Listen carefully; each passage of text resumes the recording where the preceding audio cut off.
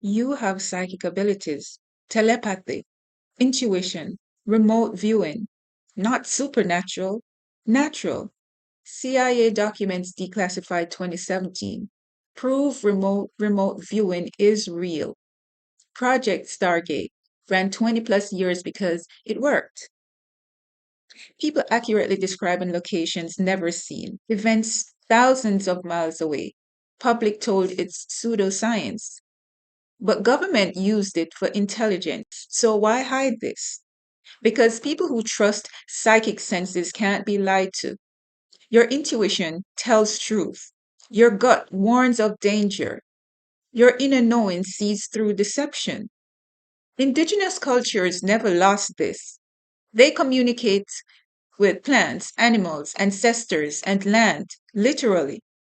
Children are naturally psychic until adults train it out. You knew things. They made you forget. Your pineal gland, your third eye, is your psychic antenna. Modern society calcifies it by design, but the ability is there, dormant, but accessible through meditation, decalcification, and trust in your intuition. You have abilities they convinced you were impossible. But remember these abilities, practice, and reclaim them.